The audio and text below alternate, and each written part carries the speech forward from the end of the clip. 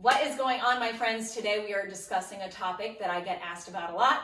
That is cravings. And if you're anything like me, around that time of the month, you get really ravenous. You don't know whether or not you should just splurge or I should not, or are there swaps? Should I just go for the real deal? What is it that I should do? So today I am going to go through some of the swaps that I personally do myself. I also have my clients do, and I've given them a list of all the different recipes that I created for myself and my sweet tooth and my salty, crunchy tooth, if you will. So I also stress the importance of splurging with the real deal when you really can't stop thinking about it.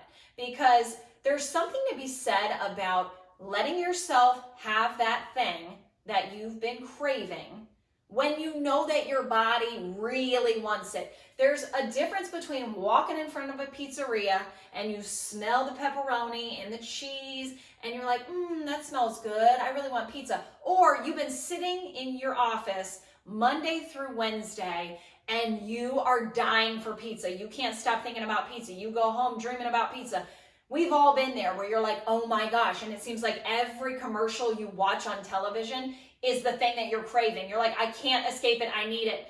That is when you need to give in and you need to splurge.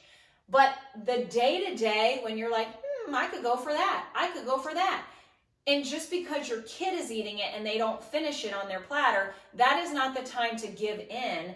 And that's what I want to show you today are the different swaps that I myself do and I tell my clients to do, because if you're good 80% of the time or a little bit more, then you can splurge those other times, okay? So I always say with the desserts and the real splurges, no more than 10% of the time if you can handle that.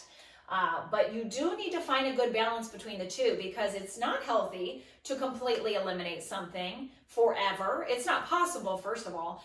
And if it is possible, your life is miserable. I would think so, at least. And because there is some satisfaction and enjoyment in food. I mean, we shouldn't put all of our satisfaction and enjoyment in food, but come on now. It tastes good. Some things taste good. So a little bit of sugar from time to time, a little bit of trans fats from time to time, it's necessary. This is life. Okay, so I'm going to stop blabbing. We're going to get into the swaps. Chocolate. If you are craving like a real candy bar, chocolate, there are different brands that have a natural sweetener, so lower sugar. You get organic if you can. A lot of brands that are vegan, but not necessarily every brand that's vegan is going to be healthy. So Lily's is a good brand. Gatsby's, JoJo's, Hu. I've never had these two, but I know Lily's is one of my faves. Hu, H-U, if I'm pronouncing that right, is a really good brand. And I also suggest buying the mini chocolate chips instead of getting the bar. Because if you get a bar, it's like you're breaking off pieces and then the big pieces. Whereas you can get a big handful of the little minis and eat them one at a time and portion them out. And then that is going to make you feel more fulfilled because you're going to eat them slower, unless you're doing this business. But again, just appreciate the fact that you have something there that's going to fulfill your sweet tooth, and one by one or two at a time even, that's going to be so much better than getting the big chocolate chips or a big bar, and it's going to take you long to get through. Ice cream. Typically you're going to be craving ice cream because it's smooth, it's creamy. Maybe it's because it's cold. Now in that case that it's cold, I have different recipes for popsicles. I didn't write popsicles on here, but if that's your thing and you like it, then I've created certain recipes that have Greek yogurt, which I'm not a huge dairy fan, but in moderation. It's better to make like a nice creamy Greek yogurt bar, frozen bar. And berry popsicles are a great thing if you're craving the cold aspect of it. But if it's the creamy, smooth, then protein pudding. You guys, I am such a protein pudding fanatic. I have so many different recipes. You can use avocado in there, protein powder. You can use tofu. You can use different things. I know people are probably gagging like, ew, tofu. You guys, if you put enough chocolate in there and peanut butter, oh my gosh, it's amazing. So I have a list of different protein pudding recipes that I do give my clients.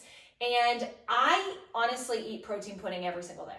Every single day, because I have such a sweet tooth and this fulfills my cravings. So whether it's part of my dinner or it's just my dessert after dinner, I always have protein pudding of some sort. And they have a vegan True Whip that if you top that on top, it is incredible. It makes you feel like you are splurging without splurging, honestly. And side note, I made some Buckeyes the other day, healthy Buckeyes. And so I just made protein pudding and I crumbled that up on the top. Oh my goodness, I felt like I was in heaven. Thick shake, same concept. You're gonna do your protein powder, you're gonna do whatever mixture, add a ton of ice, a little bit of water, make it so it's super thick like a milkshake, or soft serve ice cream, eat it with a spoon. There you go. You can put a little bit of unsweetened coconut on there. So many different options. Halo top. If you really want the real deal of ice cream, not the real deal, because again, if you can't get Jenny's ice cream off your mind, get Jenny's ice cream. But in the cases that your kids are having some ice cream and you're like, oh, I tell you what, man, my daughter is in heaven eating Halo Top, dairy-free Halo Top. She loves it, and I let her jazz it up with a little bit of, peanut butter or almond butter and some True Whip and some sprinkles, and she thinks it is the best thing ever. So again, it's all how you present it to kids. She loves it. I think that I've reviewed a lot of different brands, ice cream brands that promote healthy ice cream, and I think that dairy-free Halo Top is the best out of all the brands that I've looked at. So if you feel like you found a better brand, please drop it in the comments and let me know, because I would love to see. I would love to know. I would love to try it. Chips and popcorn, I should have put them side by side or in the same category, because I feel like if you are craving chips or popcorn, it's because it's crunchy, it's salty, and it gives you all the fulfillment in that area. So Protein is a great brand. I've tried, very high protein, higher in the fat, yes, but again, to get that salty, crunchy, they have a lot of different flavors. I've tried a lot of different flavors. I love them all. Beanfields is a really good brand. Again, some of these are higher fiber, so you can't have more than one serving in one sitting or your stomach might be a little bit upset. Hippies, a favorite in this household. My daughter is obsessed with Hippies. Seeeerious is a really good brand too. A little bit higher glycemic with that, but really high quality brand. Mary's Gone Crackers is another crackers brand that I love, and Crunch Masters is a pretty good brand too.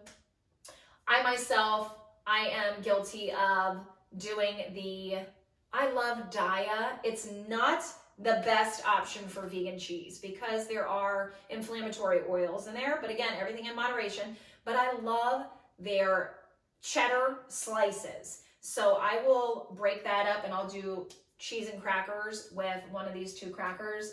It's incredible. It's incredible. So just a little something that you might want to try if you like cheese and crackers. They have a smoked Gouda. Follow Your Heart has a smoked Gouda that's really good. So now down here, popcorn. Popcorn brands, popcorn's popcorn. You try to get organic, yes. There's a Lesser Evil brand that apparently is a lot better. I'm not a popcorn person, so I'm not like the connoisseur. But again, if you're going to do popcorn, you really want popcorn, have popcorn. Try to be smart about the serving size. Nutritional yeast is something that vegans use that is like more of a cheesy powdery taste. So, well, it's a powder, it's a cheesy taste. So if you sprinkle that on, I know a lot of people that will sprinkle that on their popcorn and they love it, and it actually adds protein. So really good way to make it lower glycemic if you are doing popcorn, because popcorn at the end of the day is high glycemic. So roasted edamame, roasted chickpeas, you can do that yourself at home. It's really easy. You can look up different recipes, or you can buy them at the store, already done, already flavored. Tons of different ways that you can season them. Really high protein, high fiber, so really good option, especially if you're looking for that little crunchy fulfillment. Okay, pastries. Protein pancakes is one of my favorites too. I have a lot of different recipes that I've given to my clients. You can buy protein pancakes. However, there's very few out there that are dairy-free, that are without wheat, that are without gluten. So a lot of times with these companies, so I have Wow Donuts. I looked it up. I had no clue. I was like, protein donuts. And everything was pointing to this brand. So I look up the ingredients. The first ingredient I think was like whey protein concentrate or isolate or something. And then the second one was wheat. So a lot of times when you're getting these already made pastries, donuts, cookies that are high protein, the protein source is not a good source. It's usually coming from gluten. So although it's going to be healthier in terms of the glycemic index, it might not be so good on your gut. So everything in moderation, yes. And the way I view gluten is that I always eat gluten throughout the week, sporadically, but I make sure I don't have it multiple times in one day. And if I can help it, I try to go a couple days without it and wait until I want to do my little splurge. So when I want to do a little splurge and I want to have like a tortilla with some cheese on it, I'll do my vegan cheese, but I'll do like a high fiber, high protein tortilla. And that gives me a little bit of protein, but again, it's not the best source and it's coming with gluten. But if I don't want to increase my carbs that day and I want to go a little bit lower in the carbs, it's like a give and take. So again, you can't be clean across the board. Some people can, and again, those people are on it and they're trying to either compete or they are really on a mission for health and they don't really care about fulfilling that void. You know, some people just don't thrive off of food at all, very few people, but if you do want to find that balance, again, you're not going to be great across the board with everything that you're consuming, and you have to understand that and give yourself a little grace and understand that no one's perfect.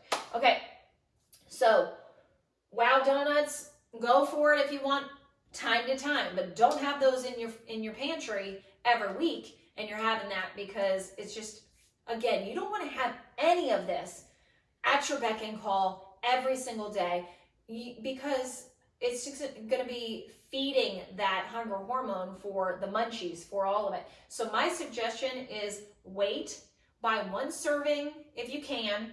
Some of these aren't an option for one serving, but somehow portion it out and then only allow yourself one little baggie at a time and then call it quits. Never sit down with a whole bag. Don't sit down with a bag of popcorn. Don't sit down with the bag of mini chocolate chips. Portion it out. Go sit down, be done with it. Okay, alcohol. I don't know if some people crave it. I don't crave it, but if you're like one that's like, oh my God, I need a beer right now. Healthier beers. I mean, everyone's very aware there are healthier options. If you're doing a mixed drink, don't do high sugar mixers. True lemonade is one of my favorites. If you can add fresh lemon or lime in your drink, that's going to be good too. And Fit Vine is a really good wine company. So that is, another option.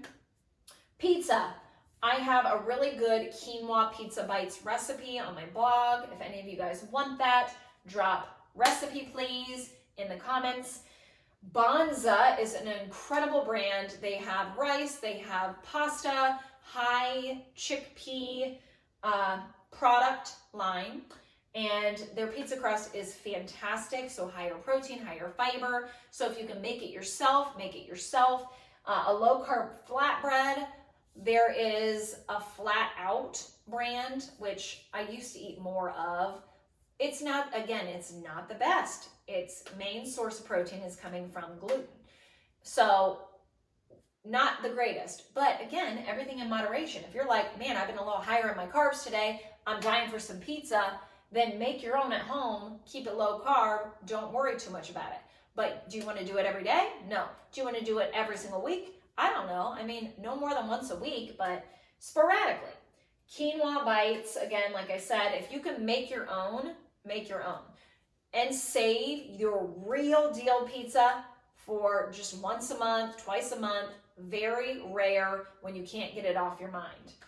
Fries. I know it's like that fried food in general. What should you do? Get yourself an air fryer, do it up, and use nutritional yeast as the coater, as the outside. So you can do some olive oil, Do a little almond flour and nutritional yeast. That's a really good outside, what am I looking, the crust, if you will.